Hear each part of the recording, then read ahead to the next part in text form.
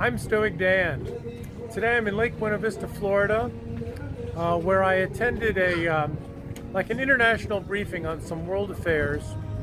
And one of the topics they covered is what's happening in India right now. The country of India has a sense of nationalism going on. They call it Hindutva, Hindutva, and this nationalism is resulting in the persecution and attacks on different religious groups like Christians and Muslims.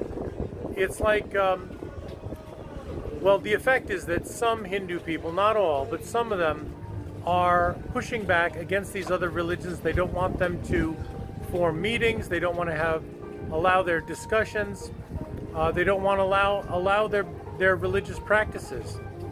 Now, I think that this leads to the need for more civil discourse, not just in their country, but also in the USA. We should have more civil discourse about religious intolerance.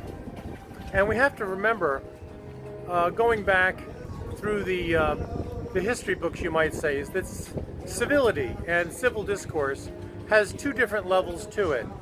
First, there is, of course, the politeness and the kindness that comes from acting civilly with other people. But also, the next level of civility is a more deeper sense of community, how we can work together, how we have a sense of duty to each other. If I look back through the great thinkers and philosophers in history, I would have to, of course, go back to Cicero from the 1st century BC. One of his famous books called On Duties talks about the need for exploring the duty that we have to each other. First of all, considering what is honorable in community, the honorable things that we should be doing for each other. And then, of course, later in this book on duties, he considers how to balance your sense of self, how you want to have how you want to reward yourself or attend to things in your own personal life versus that honorability and that duty to other people. So that balance is, of course, even through today, in the 21st century, we still have trouble in doing that, in thinking about how to balance that. We can also go forward in history to the 1600s when John Locke wrote about this same topic. He was talking about how to promote civil conversation. That was one of the things that was important to him. And what he was talking about there was that we should explore the topics that are of common interest to many people in society. What are the matters of society? How should we act as a whole, as a community? Because society, even in his time, was becoming increasingly sophisticated. Towns and cities were becoming larger. We needed to learn how to live together. Now, fast forward to today.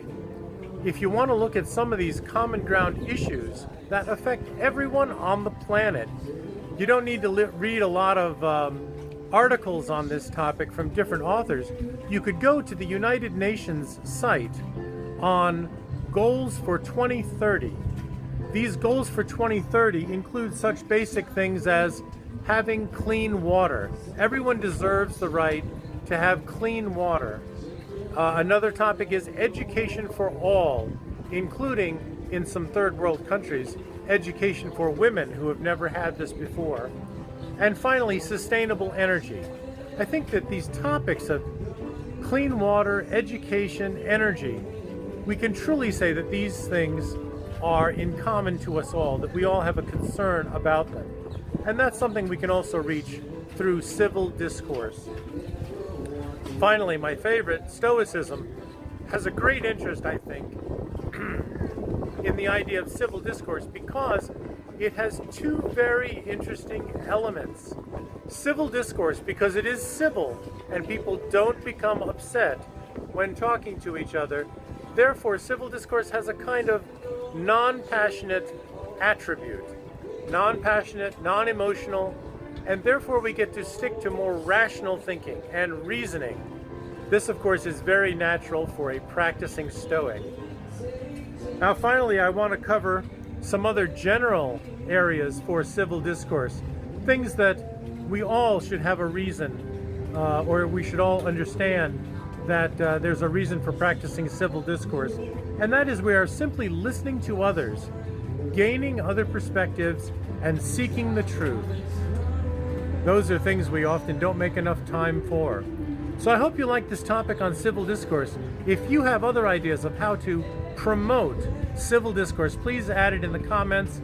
And also, if you have ways of adding this to your discussion groups and classrooms, please let me know. We'd like to talk about that some more.